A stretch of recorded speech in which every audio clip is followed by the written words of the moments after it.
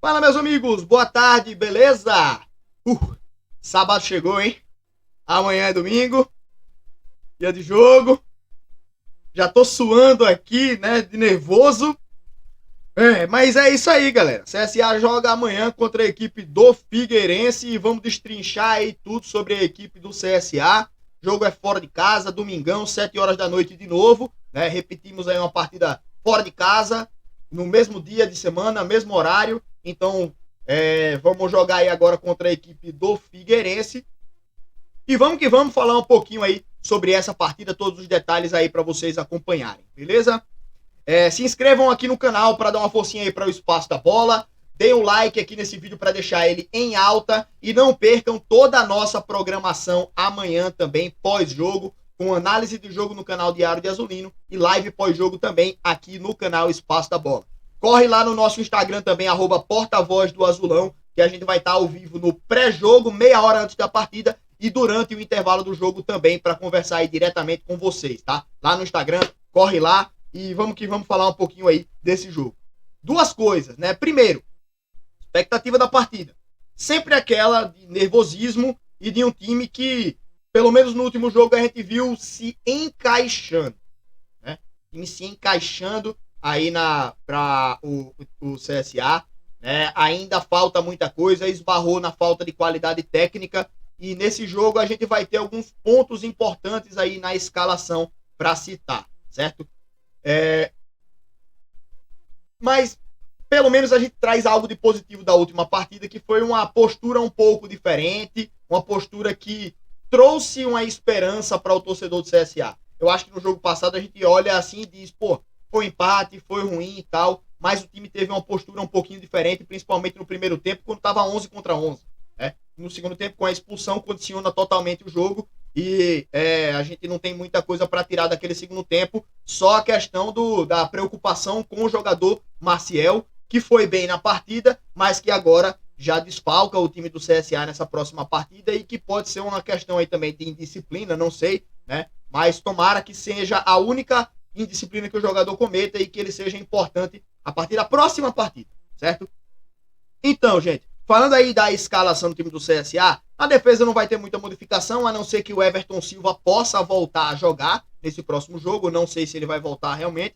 Se ele voltar, eu acho que ele volta aí como titular. Talvez até não, porque ele passou muito tempo fora, né? Então talvez tenha aí um período de adequação física para ele. Mas ele, para mim, é o titular, né? Mas se não for ele, é o Arnaldo. No meio de campo a gente tem o Ednei e o Rafael Foster, podendo aí, talvez o Paulo César, né? E eu sempre bato na tecla aqui que eu daria oportunidade para o Mirluan, né? Junto do Rafael Foster, mas a gente vai ter, deve ser essa dupla aí, que é o que vem sendo utilizado. Ednei, Rafael Foster. Do lado esquerdo, o Hernandes é o titular desse time. Não tem discussão para mim, cara. Não tem discussão para mim, né? O Hernandes para mim é titular. No meio de campo, com a ausência do Maciel e a saída do Cedric, o único volante que pode ser repetido nessa partida é o Bruno Matias. Então, a gente olha para o time aí do CSA, tem o Bruno Matias e as outras opções que a gente tem são o Moisés Ribeiro e o Iago, se ele retornar. Se voltar o Iago, ele pode jogar ali naquela posição. Né? Ou então a gente tem o próprio Almir Luan, que eu sempre falo que ele joga em várias posições, zagueiro, volante, lateral, ele pode ser utilizado também ali como volante. Tá? Fora isso, também no meio de campo, a gente tem o retorno, que é o Thomas Bastos. E eu falo, velho, hoje o Thomas Bastos é titular. Não tem um cara para botar o Thomas Bastos no banco nesse time do CSA. Infelizmente. Infelizmente. Porque eu até postei lá no Instagram da gente, @portavoz do Azulão, segue lá a gente também, que a gente tá trazendo muita opinião, velho. E que assim, velho, a gente vai ter umas ausências aí importantes, que é o Maciel, que foi suspenso, né?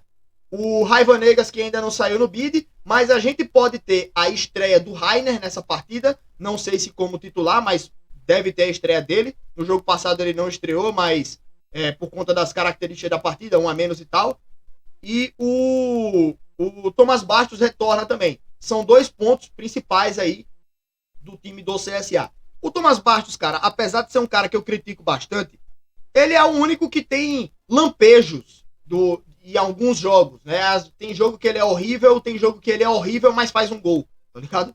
Então, assim, velho, Todos os outros jogadores de ataque, eles são horríveis e nem gol conseguem fazer, tá ligado? São sempre abaixo da média, né? Sempre com notas baixas. E uma vez ou outra fazem um gol. O Thomas Bastos já tem alguns gols aí, já fez gol que valeu ponto pra gente, né? Então, é um jogador que, jogo ou outro, ele é importante, né? Mesmo a gente sabendo que ele é um cara muito limitado aí tecnicamente, né? Mas não tem outro cara pra entrar no lugar dele. Esse aqui é o problema. Então ele é titular. Vou fazer o quê? O cara é titular. Amanhã ele joga. Amanhã ele é indiscutivelmente o titular, né? Mas a gente tem também aí a possibilidade da estreia do Rainer. E o Rainer já disse que é um cara que ele joga mais cadenciando o jogo. Eu acho que ele até escolheu errado essa palavra. Cadenciando não é mais o correto. Que ele disse que ele é um jogador que é mais vertical buscando o gol. Então ele não é mais aquele ponta aberto para puxar a linha de fundo. Ele é o cara que vai mais em direção para o centro da área. Então ele pode jogar assim também aberto, mas ele pode jogar centralizado. Ser o cara que infiltra lá pelo meio, ser o cara que joga aberto, cortando para dentro da área, infiltrando mais na área, ou então aquele meia que joga mais perto do atacante, né? Então pode ser que o Rainer seja esse 10 que a gente estava precisando, mas pode ser que ele jogue aberto também. Então fica aí a minha dúvida, né? Então para mim seria o Thomas Bastos ali no meio, o Rainer de um lado e do outro o Iago Telles. O Iago Telles, para mim, também não é um cara primoroso, não é um cara que vem agradando em todos os jogos, mas de repente, uma vez ou outra, ele faz ou uma boa partida, ou arruma uma assistência como no jogo passado, ou tá lá para fazer um gol, né? Então, assim, de todos os atacantes de lado de campo que a gente tem de opção, eu acho que hoje o menos pior deles é o Iago Telles, né? Então, eu utilizaria ele também. E na frente, indiscutivelmente, quem? O homem. Gabriel Tagliari, que tem vídeo sobre ele lá no canal Diário de Azulino falando sobre essa possibilidade de uma proposta para ele sair e tal. Não é assim, tá, galera? Não é só chegar aqui e levar, tem que negociar com o Capivariano, que é o dono dele, né? E se chegar uma proposta baixa, talvez os caras neguem, porque ele ficando aqui no CSA, ele já tá bem, ele já tá evoluindo, né? Tá consistente, fazendo gol, sendo titular. Então talvez para o Capivariano seja viável rejeitar propostas baixas pelo jogador e lá no final da temporada, no final do ano, negociar por um valor mais alto, né? Talvez até com o próprio CSA, né? Se a gente subir, depois tiver mais condições financeiras e tal, para poder contar com o jogador para a próxima temporada também, já que o cara se encaixou com a camisa, que foi absurdo. Então, assim, para ele sair, precisa negociar com o Capivariano, apesar de o CSA não receber um centavo com essa negociação, né? Infelizmente. Mas, pelo menos, não é só chegar e levar, né? Não é só chegar e levar, tem que negociar com os caras lá também. Mas se os caras aceitarem a proposta, aí a gente não tem o que fazer. Mas é isso, tá? O Gabriel Tagliari, a priori, ele fica, né? E deve jogar aí amanhã nessa partida contra o Figueirense, que é um adversário que a gente tem batido de frente de vez em quando na Série B, né? E agora nos encontramos aí na Série C. Mas, falando aí de classificação, deixa eu ver se eu consigo abrir rapidamente a tabela aí para mostrar aí para vocês a importância desse resultado.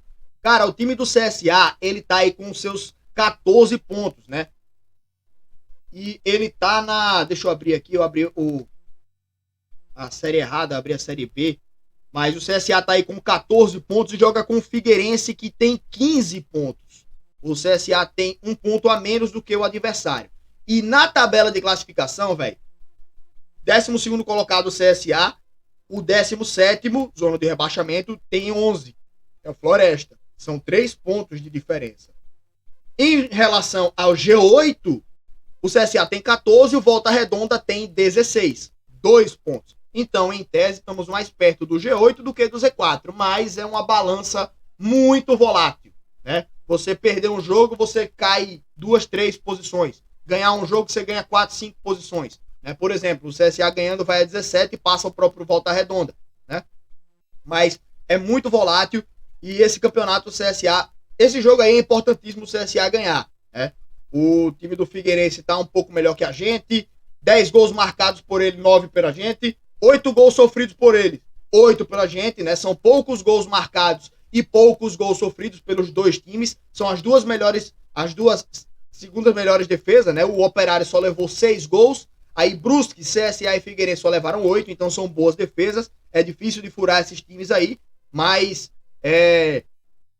bom, a gente não pode também ficar com medo dos caras, né, velho? A gente tem que tentar jogar, pelo menos. A gente já viu no jogo passado uma pequena mudança de postura e tomara que essa postura siga evoluindo, né? Esse comportamento do CSA dentro de campo precisa seguir evoluindo. A gente não pode também dar um passo maior do que as pernas, tentar se jogar em cima do adversário, tentar ir pra cima de todo jeito. Não, o time tem que evoluir aos poucos, um passo de cada vez. Mas os resultados precisam começar a aparecer. Faltam 8 jogos, galera. 8, tá? E começamos aí essa reta final do campeonato, precisando aí de pontos pra gente poder ir lá pra cima. Mas é aquele negócio que eu falo, velho, jogando fora de casa, dependendo das condições do jogo, trazer um empatezinho pra cá não vai ser de todo ruim não, tá? Mas, pensando na tabela de classificação, tem que ganhar, tá? Mas é isso, velho. Obrigado aí, gente, pela presença de todos vocês. Mais um pré-jogo aqui no ar, né? Amanhã estamos de volta pra falar um pouco sobre esse jogo aí do CSA. Um pouquinho mais longo esse vídeo, né? 11 minutos, ficou grande. Mas é isso, gente. Obrigadão aí pra todos vocês, tamo junto e um grande abraço, galera.